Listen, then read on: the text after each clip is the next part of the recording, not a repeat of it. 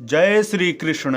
नमस्कार दोस्तों, स्वागत करता हूं मैं आप सबका आपके अपने YouTube चैनल कृपा रघुनाथ की पर। दोस्तों, जब हम कहते हैं श्री कृष्ण तो श्री के साथ ही तो श्री का मतलब होता है श्री राधा जी।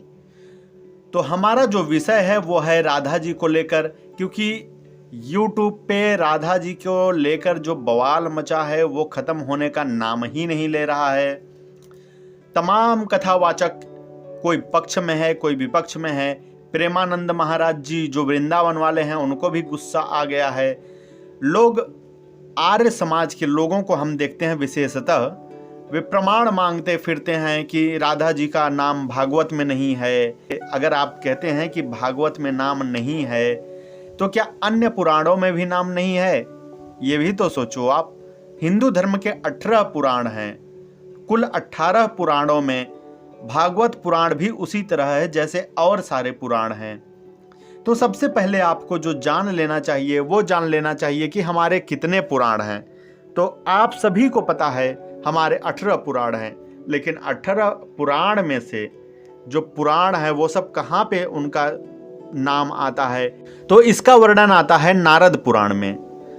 नारद पुराण में आता है सारे 18 पुराणों का नाम, जो कि है, पहला है ब्रह्म पुराण, दूसरा है पद्म पुराण, तीसरा है विष्णु पुराण, शिव पुराण, भागवत पुराण, नारद पुराण स्वयं, मार्कंडेय पुराण, अग्नि पुराण, भविष्य पुराण, ब्रह्मवैवर्त पुराण, लिंग पुराण, वाराह पुराण, स्कंद पुराण, वामन पुराण, कूर्म पुराण, मत्स्य पुराण, गरुड़ पुराण और ब्रह्मांड पुराण। ये हमारे 18 पुराण हैं। श्री राधा युगल सहस्र नाम का वर्णन आता है नारद पुराण में। और उसके बाद ब्रह्मवैवर्त पुराण। ब्रह्मवैवर्त पुराण भी जैसे भागवत पुराण है उसी तरह ब्रह्मवैवर्त पुराण है, वो भी पुराण का हिस्सा है। तो कुछ लोगों का मानना है कि ब्रह्मवैवर्त पुराण, जैसे आर्य समाज के लोग कहते हैं कि ब्रह्मवैवर्त पुराण तो बहुत बाद में लिखा गया है। तो सारे पुराण तो सब शुरू में श्रुति स्मृति के नाम से ही जाने जाते थे। कह कह के गुरु शिष्य परंपरा द्वारा एक दूसरे को सुना के इसी तरह से हुआ है। जब उनको लिखने की जरूरत महसूस हुई तब न लिखा गया है सारे पुराण।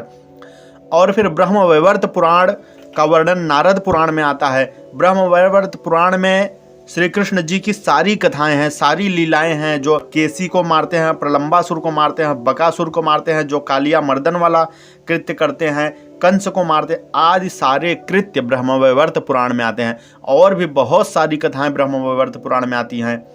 ब्रह्मवैवर्त पुराण के अलावा आपको जो उस समय के ऋषि थे, बहुत बड़े ऋषि गर्गाचार्य जी, गर्ग जिनका नाम था, गर्ग संहिता में भी उनका वर्णन आता है।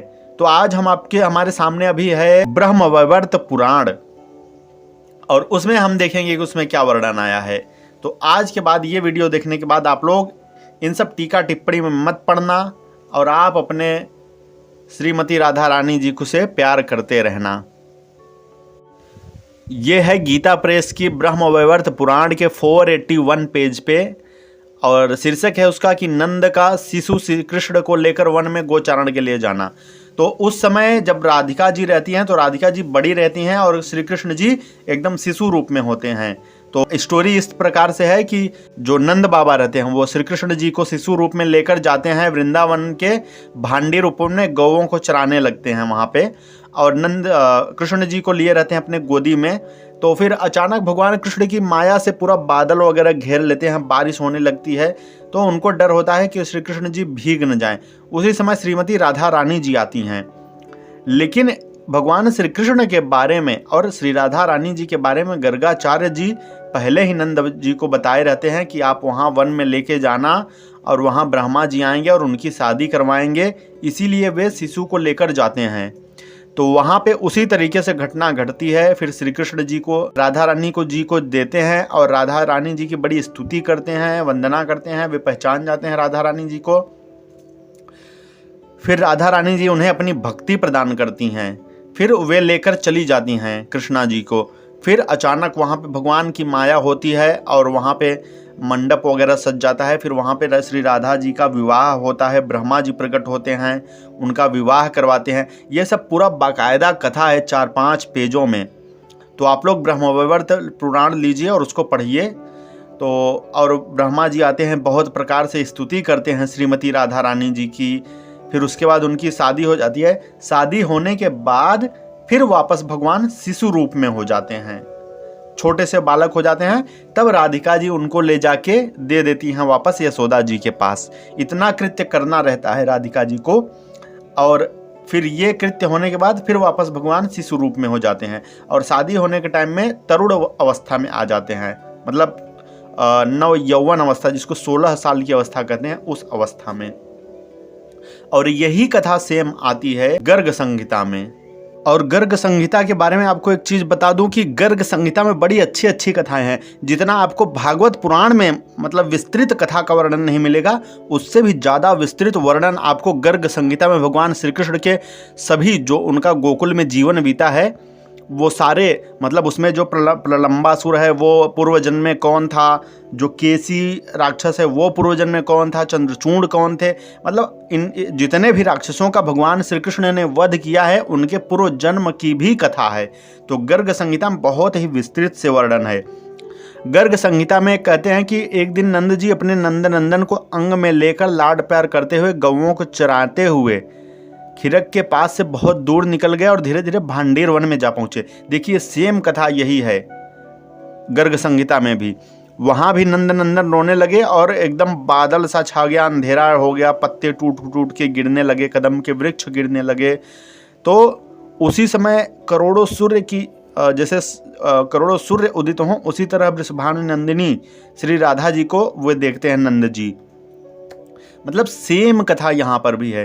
फिर वे उनको गोदी में लेकर श्री राधिका जी चली जाती हैं। फिर वहाँ पे भी मंडप होता है। फिर ब्रह्मा जी आते हैं, ब्रह्मा जी श्री राधा जी की भक्ति के चरणों की वंदना मांगते हैं। ऐसे ऐसे करके फिर वापस यहाँ पे भी वही सेम कथा है कि फिर भगवान श्री कृष्ण ब्रह्मा जी जब शादी करवा देते हैं तो श्री कृष्ण जी बिल्कुल शिशु रूप में हो जाते हैं और वापस श्री राधिका जी ले जाके दे देती हैं।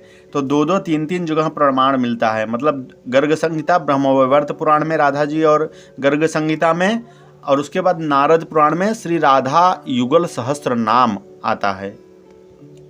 तो आप लोग अब ये सब बातें छोड़िए और सीधे सीधे शास्त्रों को पढ़ना शुरू कीजिए। आप लोग किसी को फॉलो मत कीजिए। सबसे अच्छी बात है शास्त्रों को पढ़िए और स्वयं जानिए। फिर आपको क्या है, कोई डाउट नहीं करा सकता, कोई संशय में नहीं डाल सकता। धन्यवाद।